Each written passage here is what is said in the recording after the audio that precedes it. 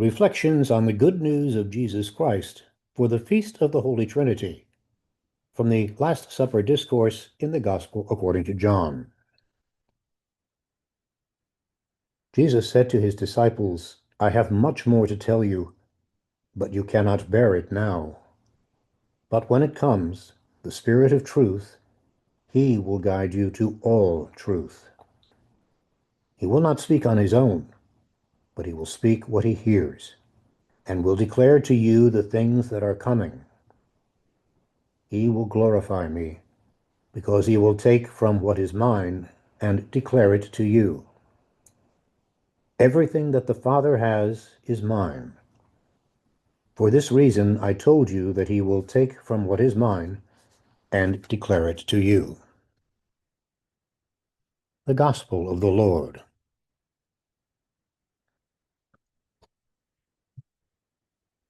The majesty of the great mountains, the beauty of the seas, the intricacies of nature. Has such an experience ever moved you to an awareness of the presence and wonder of the God who created them? But we don't have to travel all that far to see the hand of God. Head to your garage and pop open the hood of your car. There, in the maze of pistons and computers, of hoses and plugs that make the engine work, we can behold the creative work of God unleashing the power of a molecule of gasoline or watt of electricity. Or consider the computer on your desk or in your pocket. In a grain of sand that has been transformed into a computer chip, God releases the wisdom of the ages, enabling us to connect so many disparate nations and tribes, to develop and test new medicines and machines to improve the lives of all, to design buildings and conveyances that were unimaginable just a few years ago. And then there are the people in whom we find God. Like that teacher you will never forget who spent hours with you to get you through math and reading, not because it was their job, but because they believed that you were worth it.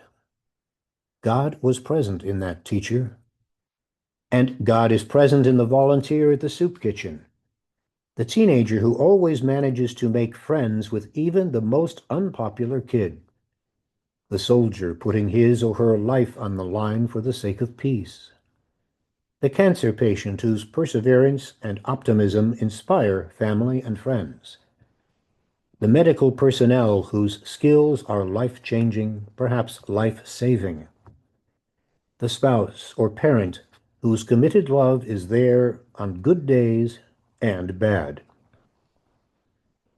God is in our midst. God is present in so many good people and things and events.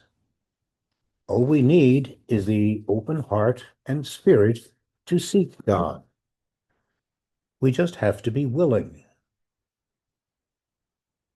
This Feast of the Holy Trinity focuses on the ways in which we encounter God in our lives, the Father and Creator of all life, the Son and Redeemer, who reveals to us the unfathomable love of God, the Spirit, the love of God that makes us families and communities.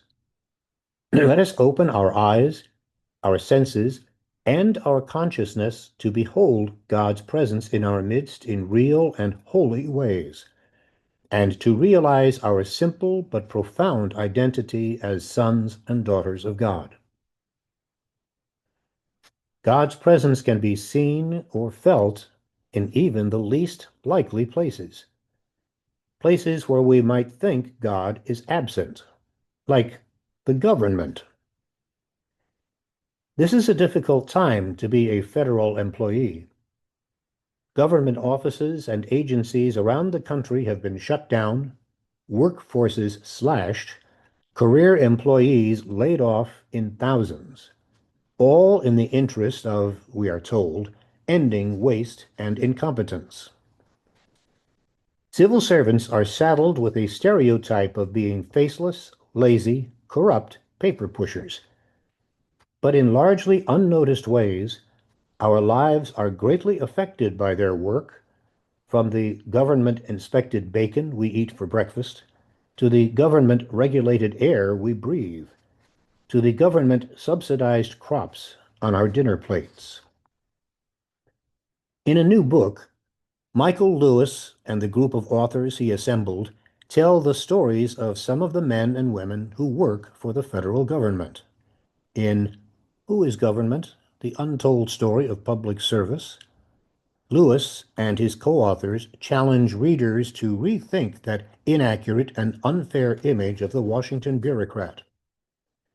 Each essay spotlights the essential behind-the-scenes work of civil servants who have accomplished good things for the country, but have gotten little notice or credit. The book includes the story of the former coal miner who earned his doctorate in engineering and has now devoted his career to making mine roofs less likely to collapse, saving thousands of lives. There is the story of the epidemiologist whose research on rare diseases saved the life of a girl whose brain was being eaten by an amoeba. Another essay introduces us to the manager of the National Cemetery Administration, an administrator of great compassion and sensitivity who is responsible for the burial of 140,000 veterans every year and tending the graves of 4 million veterans. We meet the agent who runs the IRS Cyber Crimes Division. Yes, the IRS has such a division, who has thwarted drug dealers and pedophiles, as well as sophisticated cyber criminals. There are the stories of government scientists, analysts, and engineers who collect the data and study the numbers that make America work. Critical science that businesses have no interest in researching because there's no profit in it. Michael Lewis says that the goal of their book is, quote, to blow up the stereotype of the bureaucrat, to unsettle that picture in people's mind so that they stop a second before they start talking about the swamp or the deep state or useless bureaucrats, because you're talking about some of the best among us. There are many humble, dedicated public servants in our midst who see the big picture of providing for the common good before personal gain, who consider their gifts and skills as a calling rather than a job. Such an attitude is the Spirit of God guiding us in the truth, the love of God that creates, nurtures, and maintains every human life and experience. Today's Feast of the Holy Trinity calls us to realize the hand of God in every molecule of creation, in every cell of our being. Life that God has brought into being out of a love so great and complete that we can hardly imagine it. Our only response to our creation and the world that sustains us is to humbly and gratefully acknowledge God's goodness by becoming well springs of that goodness to one another, to make it possible for all our brothers and sisters to live their lives to the fullest as they make their way to God's dwelling place. Thanks very much for listening. Please feel free to share these reflections with other people that you think might be interested. And if you'd like to subscribe and receive this reflection every week at no charge, please do visit our website where you can subscribe. www.justanother.disciple.com.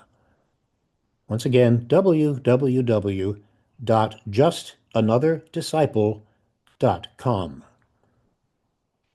Thanks very much for listening.